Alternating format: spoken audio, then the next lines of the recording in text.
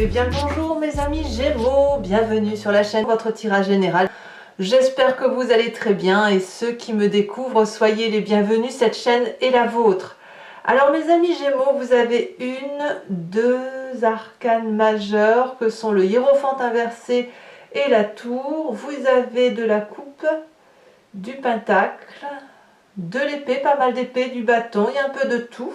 Il y a du denier aussi. Ce que je vois quand même, c'est un amour ancien qui se termine, notamment au niveau de la famille et des amis, donc ça veut dire une amitié de fin. Il y a beaucoup de maîtrise par contre dans ce que vous faites, beaucoup de méfiance à l'intérieur de vous. Et j'ai l'impression que c'est un nouveau regard pour un nouveau départ. Allez, je vous explique tout ça. Vous entrez avec cette énergie de hiérophante inversée, c'est-à-dire que aujourd'hui vous vous donnez des challenges, vous vous sentez fort, vous vous sentez pieux, vous avez la foi, mais avec de nouvelles méthodes. Vous coupez les liens du conformisme, enfin du moins vous le désirez comme tel. Vous êtes un anticonventionnel et ça va vous faire du bien. Parce que c'est ce qui va vous permettre de couper certains liens qui peuvent être restés toxiques de votre passé ou une certaine forme d'autorité que l'on n'arrive pas à se débarrasser. D'accord? C'est ça que vous avez en entrant comme énergie. Qu'est-ce que l'on a effectivement dans son environnement favorable pour couper ces petits liens? Alors, ce que l'on voit, environnement favorable et défavorable, ce ne sont que des cartes retournées. Premièrement, au niveau de l'environnement favorable, c'est la 4 de coupe inversée qui va nous dire que vous êtes prêt à passer à autre chose. Vous n'êtes plus à garder le contrôle, vous n'êtes pas à avoir peur, vous ne regrettez pas le passé.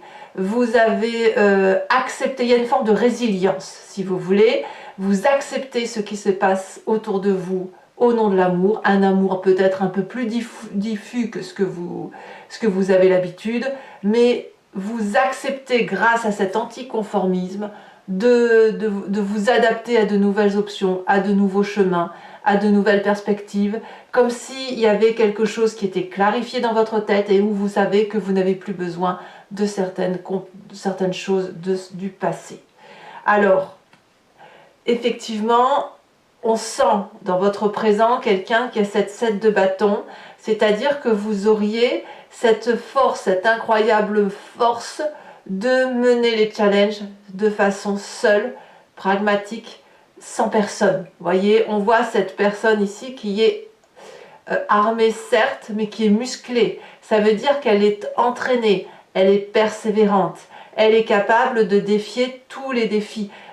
En fait, ce que ça me donne, c'est le sentiment qu'en fait, vous vous sentez menacé, inconsciemment, d'ailleurs on le sent, la menace inconsciente, et que de ce fait, vous êtes obligé de mener de corps un défi, un challenge, qui ne peut pas être conformiste, qui ne peut pas être conforme aux usages, à la loi, à la foi des autres. Voyez, on sent que vous faites votre chemin tout seul, sans haine, mais par contre avec une espèce de méfiance à l'intérieur de votre inconscient, puisque cette d'épée nous dit que au fond de vous, sans même que vous vous en rendiez compte, vous agissez comme ça mécaniquement. Vous avez cette 7 d'épée qui nous parle de quelqu'un qui est dans la stratégie constante, qui est obligé de regarder par derrière s'il n'y a pas quelqu'un qui le suit, par exemple, ou qui a peur de ce qui pourrait arriver par derrière sans qu'on l'ait vu. Parce que, au nom de l'amour, dans votre passé, il y a eu un extrême amour naissant, quelque chose sur lequel vous avez cru, que ce soit dans le travail, que ce soit dans l'affectif, que ce soit dans la compassion à l'autre, tout simplement, et vous avez été trahi de ça. Vous voyez, ça ressort clairement. La trahison qui résulte d'une forme affective à laquelle vous croyez, et je parle au passé, parce que vous l'avez eu en modèle peut-être, ou parce que vous l'avez idéalisé, cette créativité amoureuse que vous aviez eue, eh bien elle a été décevante, elle a été dissonante aussi, et de ce fait, vous avez dû apprendre à comprendre, je dis bien apprendre à comprendre, en se méfiant des autres. C'est pour ça que vous avez dû casser ce conformisme, avoir cette forme de résilience et de paix pour pouvoir aujourd'hui se dire, bon ben voilà, j'avance sur mon chemin de vie.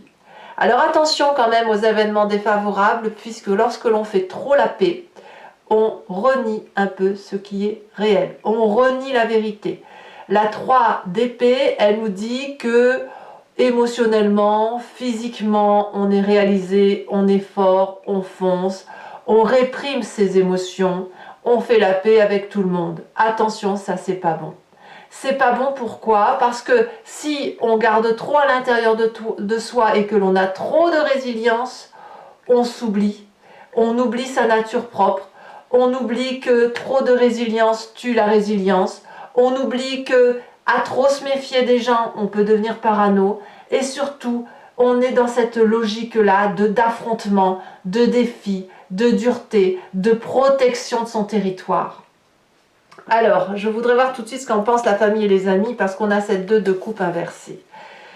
Je me demande si, dans la famille et les amis, il n'y a pas quelque chose qui relève de la séparation due à une disharmonie. Ça peut venir de ce passé. Ça peut venir aussi du fait que, justement, vous ne voulez plus être semblable à cette famille ou être semblable aux amis que vous aviez choisis jusqu'à présent. La communication ne passe pas comme elle devrait le faire. Il y a donc une séparation au moins psychologique, il y a comme un break que l'on fait, on se voit moins, et on est divisé. Vous avez ça dans votre tirage quand même, hein. Donc vous avez besoin, en fait, je pense, de vivre votre vie avec vos propres croyances, mais vos propres croyances sont la résultante d'un passé émotionnel qui a été de trahison. Voilà. Alors, chemin faisant, on va y arriver. Je vous explique pourquoi. C'est un chemin qui est nécessaire pour vous, puisqu'il vous arrive sur ce mois, de façon intempestive probablement, mais la 7 de Pentacle. La 7 de Pentacle nous parle d'investissement sur du long terme. Et c'est pour ça que dans votre présent, vous avez cette 7 de bâton. Vous vous entraînez. Vous avez cette ardeur dans le travail. Vous voyez, que ce soit le travail, que ce soit votre projet, peu importe. Vous vous entraînez parce que vous allez récolter les fruits. Alors peut-être que ce sera un peu plus long que prévu, c'est possible. Mais les progrès que vous faites là, qui sont nécessaires pour vous, vous permettre effectivement d'aller vers ce succès, de dire je récolte les fruits de ma persévérance, je récolte les fruits et le résultat de mon travail. Tout ce que je fais là, c'est pour obtenir un résultat bien déterminé. Alors, évidemment, on a aussi cette 2 de coupe inversée, cette 2 de pentacle, pardon, inversée dans votre état d'esprit. Ça fait deux fois des 2 inversés. Et une 3 inversée également. Ça veut dire quoi? Eh bien, ça veut dire que dans votre état d'esprit, on ne va pas être du genre à s'organiser avec les autres, à plonger dans l'inconnu. Non, je pense plutôt que c'est un équilibre que l'on trouve pour soi. Je sens vraiment quelqu'un qui a besoin d'un nouveau regard, son regard à soi, pour pouvoir avancer dans son chemin de vie et obtenir la récolte de ce qu'il obtient. La 2 de Pentacle va nous parler de quelqu'un qui va être un peu inhabile, désorganisé, mais c'est une nécessité pour pouvoir effectivement investir son avenir. Voyez, c'est pour ça que le hiérophante il est inversé, c'est pour ça qu'il est anticonformiste. Alors, l'étendue de la situation sur cette fin de mois, vous avez la 6 d'épée. Vous acceptez les leçons de votre histoire, voyez, vous faites votre vérité, vous êtes entraîné. Vous décalez un petit peu toutes les relations avec les gens qui ne vont pas dans votre sens. Vous prenez de la distance, quoi qu'il en soit. Mais vous empruntez une eau calme, c'est-à-dire que vous organisez votre départ. Vous faites votre chemin calmement, paisiblement, prêt à affronter votre propre défi de vie. Parce que vous protégez votre territoire, vous vous entraînez pour rejeter toutes les adversités. Parce que vous ne demandez rien à personne. Et parce que vous savez que vous êtes en train d'investir sur l'avenir. Attention toutefois à cette forme, je vais dire paranoïa, pardon, mais je suis obligée parce qu'il y a de la stratégie de 7 d'épée, mais je pense que c'est une passe nécessaire, cette méfiance instinctive que vous avez envers les autres, ou du moins instinctive envers l'amour, parce que vous avez besoin de faire votre vie, d'emprunter un nouveau chemin, de partir tout simplement. Au moins pour vous, hein, je parle de vous, pas des autres. Hein. Votre chemin à vous, vous tournez le dos à une situation pour regarder ailleurs. Ça ne veut pas dire, regardez, que les épées soient parties. Hein. Non, non, les épées, elles sont derrière vous. L'intellect, il est derrière vous. Allez. Conséquences de vos actions et de vos pensées sur l'environnement, nous avons cette tour. L'environnement risque de vivre la situation comme quelque chose de chaotique, de destructeur, de traumatisant, un désastre. En bref, pour l'environnement, c'est une rupture radicale qui n'a pas de sens.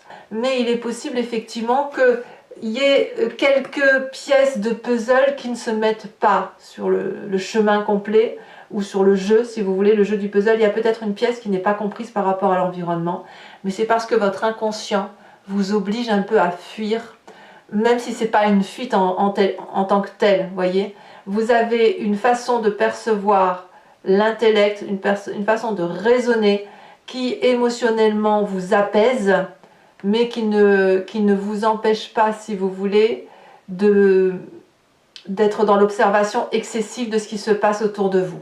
Allez, on va compléter tout ça avec le tarot des 78 portes. Et je vais voilà, je vais vous expliquer comment ça fonctionne, notamment pour ceux qui me découvrent. Je recouvre l'entier jeu avec le tarot, avec ce tarot-là. Allez, qu'est-ce que l'on va dire de plus pour mes amis Gémeaux en énergie principale? Oh, la 9 d'épée. D'accord. Environnement favorable.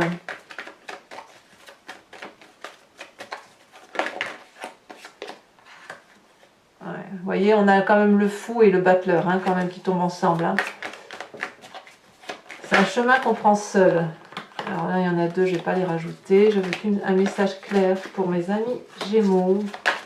Environnement favorable. Bon, écoutez, elles veulent se tourner à 2. On a la 2 d'épée et la 8 de coupe. Je vous en mets 2. Environnement défavorable. Nous avons le diable. Ah oui, eh oui. Vous avez ouvert une porte de Pandore qui n'est peut-être pas la bonne. Votre présent, la 5 de bâton. Ici, elle se détache. Nous avons l'inconscient, la 8 de bâton. Il y a comme une urgence. Hein. Le passé, nous avons l'empereur. Le futur très proche, la cavalier de bâton.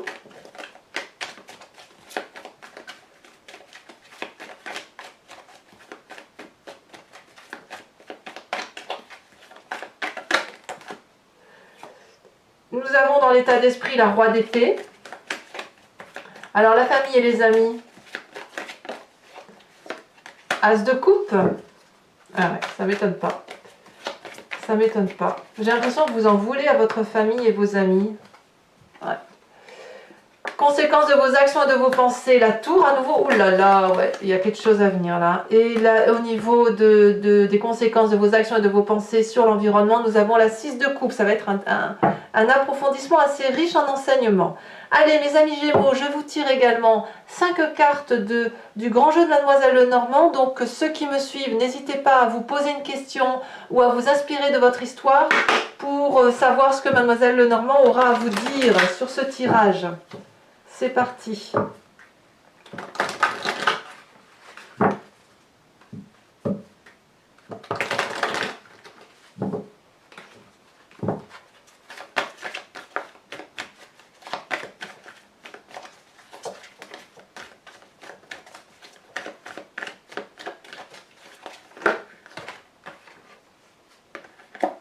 Ah bah si, je peux les prendre. Donc nous avons le consultant, la reine de carreau et nous avons la 10 de trèfle.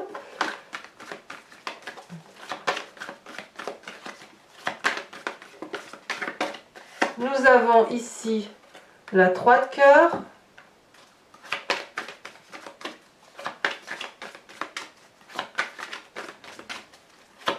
Et les deux prochaines cartes, là, il y en a trop.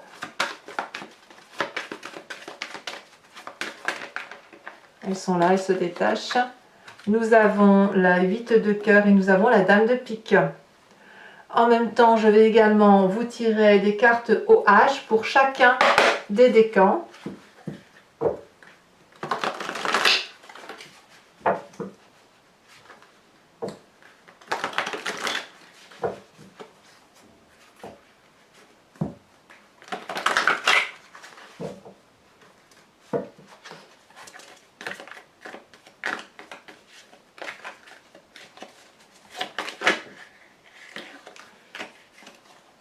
Premier décan, ici elle se détache.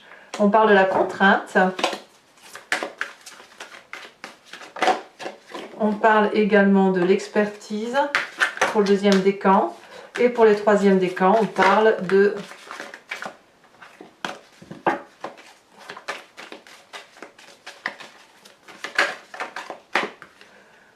début. Tiens donc. Ensuite, carte support.